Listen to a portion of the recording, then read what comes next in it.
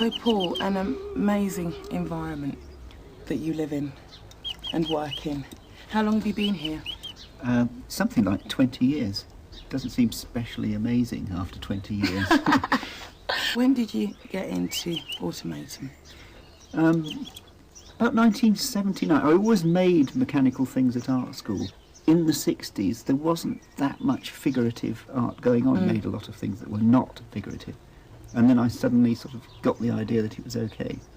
And I've made little people and animals ever since. In fact, I very seldom make things that don't have some sort of implied human or animal presence anyway. What's the inspiration behind something like this? Where do you start? I start with the silliness and incongruity, really.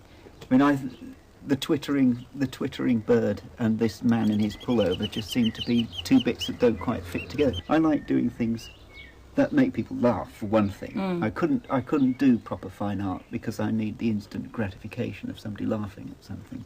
I couldn't. I'm not going to wait for the reviews, you know. So really, absurdity is what I'm after. Now you make a business out of what you make. What do you think about it? Well, I would try to forget it's a business. I do successfully most of the time forget it's a business because I just like to mess around and invent things. So, Paul, this is where you probably spend most of your time. How much time do you spend in the workshop? Well, all the time I'm allowed, really. You know, lots of time. I sometimes even doze off in here.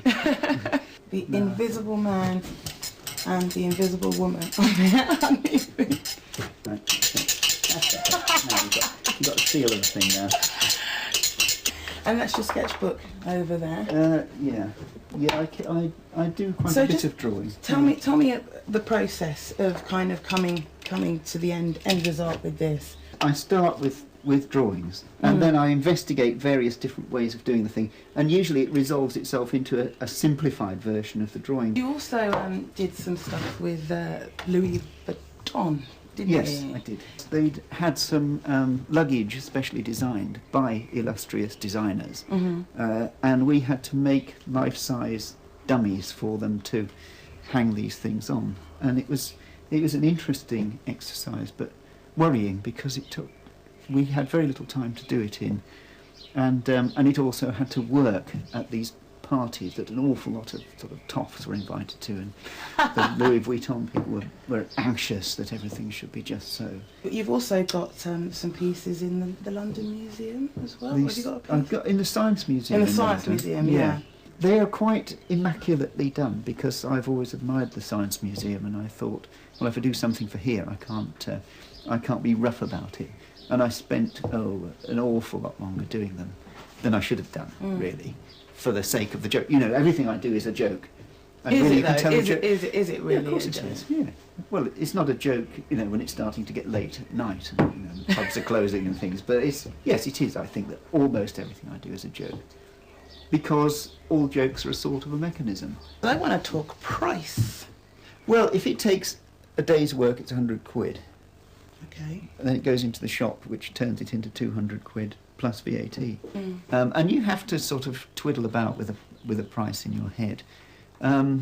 You also sometimes think, how much money do I need? And then there's also a point at which, if you do something that you can't repeat easily, you know, you think you've done something good, you think, well, I'll charge more for that. If you hit something just right, I think it's fair enough to punish your customers that little bit extra. Any more sort of more mass-produced stuff? Matt in Falmouth, he and I are the 14 Balls Toy Company. I'm the sort of design wing and he's the production wing. Generally I design something, give him a prototype, he then finds a way of producing, say, about 30 of them. So where can people find your work or buy your work?